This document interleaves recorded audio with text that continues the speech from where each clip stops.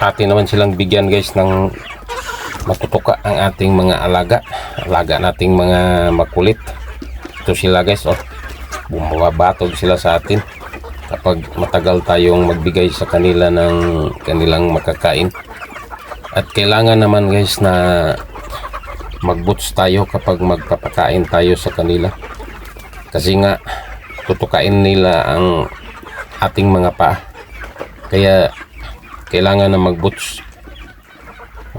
Tulad nito guys, oh, kapag hindi tayo mag-boots, palagi tayong masasaktan ang ating mga binti at ating mga paa, kasi nga tutuwakin sa kanila.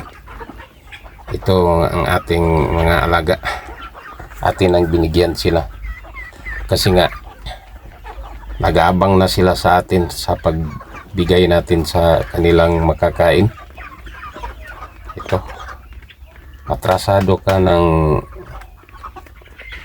ilang oras, makulit na sila guys, ang ating mga alaga. Masalubong sila sa atin at kailangan na magdandan tayo sa paglakad upang hindi sila matapakan natin. Masayang man lang pag matatapakan natin. Ito sila guys, ang ating mga Rhode Island manok na ating pinakakain ng hinaluan na niyog, kinayod na niyog ang ating hinahalo palagi upang hindi tayo madamihan sa feeds na ating ipapakain sa kanila. Mas masarap guys kapag may kangkong. Ang kangkong ating gagayatin. Sa susunod maghalo naman tayo ng kangkong guys sa kanila.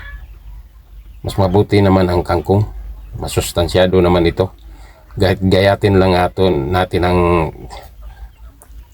maliit ang kangkong at inahalo na natin sa kanilang makakain. Mas mabuti sa kanila guys ang hinaluan ng kangkong.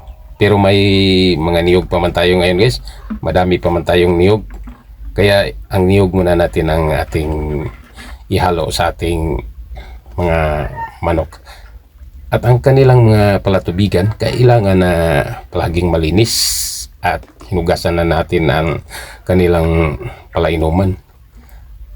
Kailangan na malinis na tubig ang ipaiinom sa kanila. Ating lagyan ito ng tablitas guys. 2 tablita ang ating ilagay sa kanila. Wala naman tayong powder ngayon, kaya ito lang ang ating ilagay sa kanilang tubig na maiinom.